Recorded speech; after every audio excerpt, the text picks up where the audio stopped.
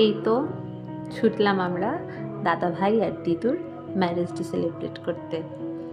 আর সাথে দাদা ভাই কি কম, দিদুর জন্য নিয়ে এসলেন অফিস থেকে আসার সময় তার পছন্দের ছানার মিষ্টি, সাথে ছোট্ট একটা প্যাকেট অফিস থেকে আজ দিয়েছিল নাস্তা হিসেবে, তাই মার জন্য নিয়ে আসলেন।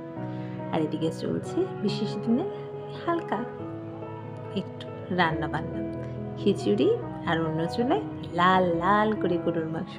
আমার শাশুড়ির এই গরুর মাংস রান্নাটা সবাই খুব পছন্দ করে। আর বিশেষ দিন যেহেতু বিশেষভাবে তো একটু সাজিয়ে দিতেই হয়, তাই এই তো একটু সাজিয়ে গুছিয়ে দিলাম। সাথে অবশ্য দই মিষ্টি সব ছিল। আর এই তো ছোট্ট সুন্দর একটা কেক অর্ডার করেছিলাম 45th অ্যানিভার্সারিতে আব্বু আম্মুর জন্য।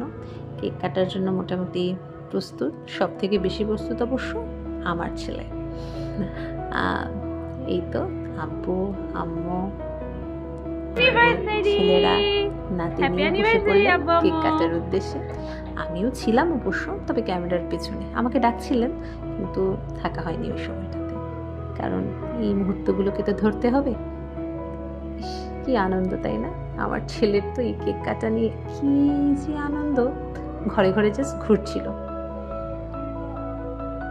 আর এই তো কেকটা কাটার পরে দিদুর কাছ থেকে হাপুস করে নিয়ে ফেললো পুরোটা গালে।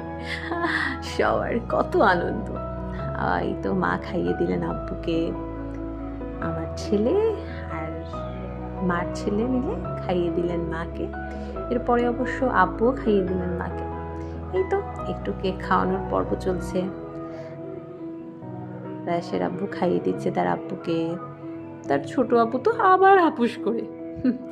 আজ একেবারে ঈদ লেগে গেল আমার ছেলে। মিষ্টি মিষ্টি এমনি খেতে দেই না, আজ সুযোগ পেয়ে একেবারে চেটেপুটে খাচ্ছে। আর আমিও এদিকে আব্বুকে মাকে একটু একটু করে কেক খাইয়ে দিলাম। চললো ফটো সেশনের সময়। এই যে সবাই মিলে একটু ফটো সেশন করলাম। এই যে আমার দুষ্টু ছেলের মিষ্টি হাসি, আব্বুর মুখের সুন্দর হাসি, মার মিষ্টি হাসি, আমাদের পারিবারিক একটু সময়ের ছবি। এই ছবিগুলো অবশ্য ভাইয়া তুলে দিয়েছেন, তাই উনি ছিলেন ক্যামেরার পেছনে। আর এই যে দুষ্টু ছেলেটার পা ধরে হাত ধরে দিদামণি দাদু ভাই সবার সাথে দুষ্টুমিতে মেতে উঠেছে। আমরাও মাঝখানে একটু সুযোগে ছবি তুলে নিলাম।